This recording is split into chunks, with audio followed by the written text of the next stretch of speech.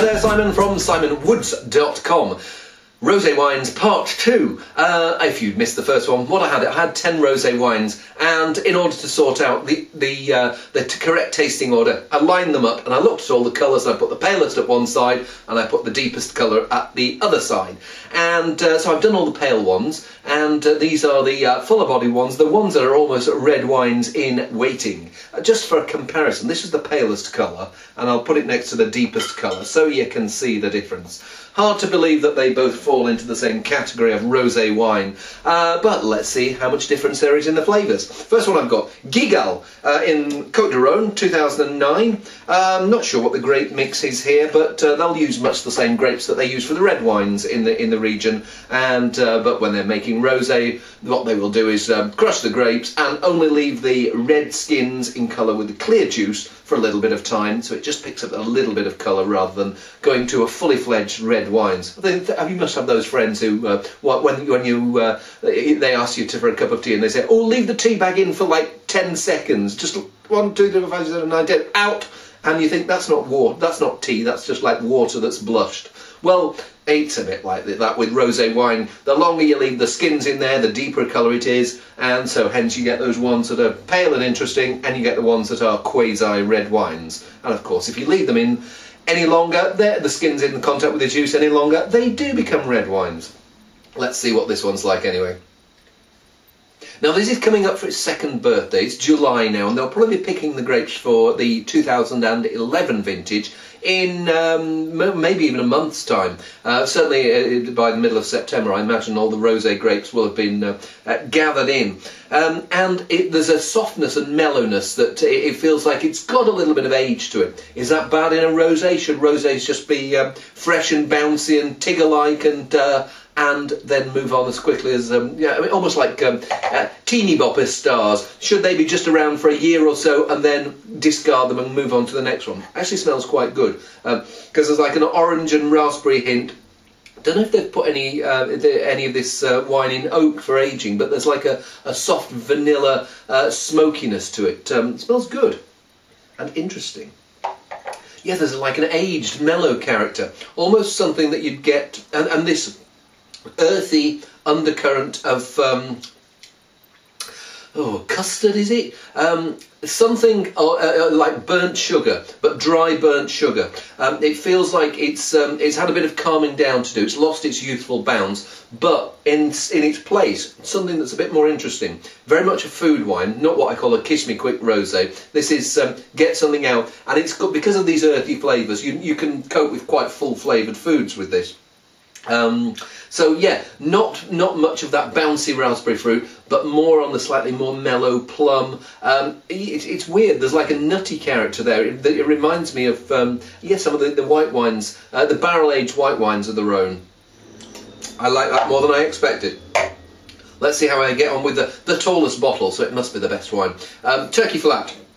Turkey Flat Rosé 2011 we're on here, and yeah, I mean, people think, oh, Barossa Valley Rosé must be high alcohol. Well, no, 12.5%, and an interesting mix of grapes. Grenache Shiraz, Cabernet Sauvignon, Dolcetto. Where did that come from? Hey, well, one of the first things I notice is, I don't know if you've ever made wine or beer, but you'll add these sodium metabisulfite tablets, and if you add those and you smell some of the aromas that come off them, it's sulfur dioxide, and you get this gagging thing that makes you go, not great for asthmatics. I get a touch of that here, but it's a pup. I mean, this is a wine that was probably bottled less than 2 months ago. So it's the sulfur dioxide, the winemaker's preservative, and yes, at the moment it's showing a little too much of that. I think come the Australian summer or winter, that'll be when it's hitting its stride. Maybe a bit too young for our English summer.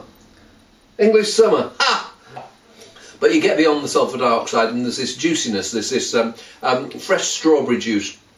Fresh strawberry juice. If you've had those strawberries that have gone ever so slightly to seed and juice starts oozing out, they've gone ever so slightly mushy. There's that character. Plums, Cooked apple. It's weird. 12.5% alcohol, but it feels like it's quite a throaty wine.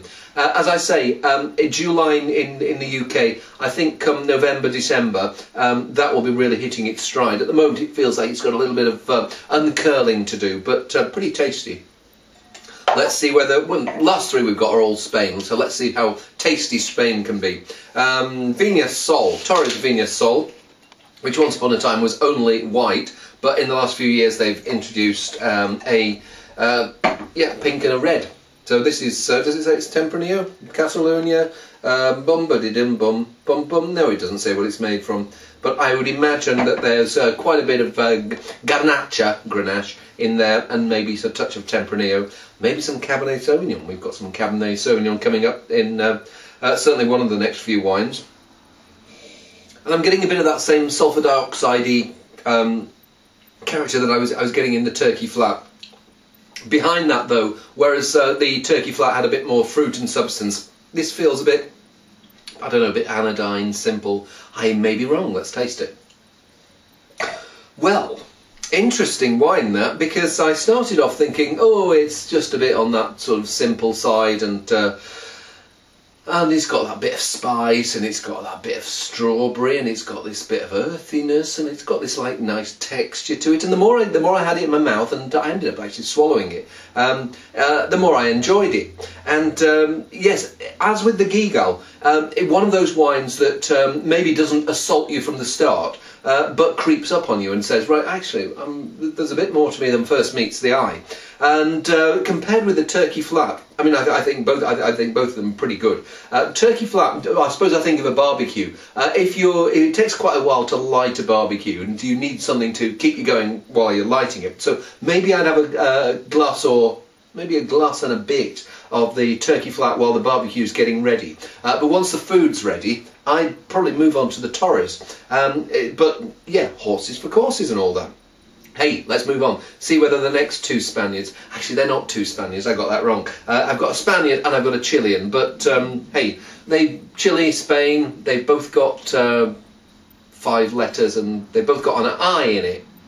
Have I dug myself out? Anyway, I've dug myself in. Anyway, Marquis de la Cruz, Campo de Boca, Garnacha, had the red of this, its red companion, which had also Syrah and Mazuelo in the other day, and it was really good. So by itself, Garnacha, let's have a see how we go. Now this feels louder but simpler than the Torres one. It feels like it's going to have a less less complexity, but it's going to have a few what I call flavour spikes. So there's going to be like a big bit of red berry and maybe a slightly smaller bit of the apple citrus, but hasn't quite got the earthy complexity that I found in the Torres. There is a bit of spiciness going on in there. I don't know. Anyway, let's taste it, and I'll stop waffling. I like it, but it's simple. I find that the flavours are pretty decent. The spiciness and it didn't really materialise. What I'm left with is something that's quite full-bodied, fresh, but not too memorable. I found the Torres just a bit more interesting, more downplayed fruit, but more other things going on. So hey, but let's just move on.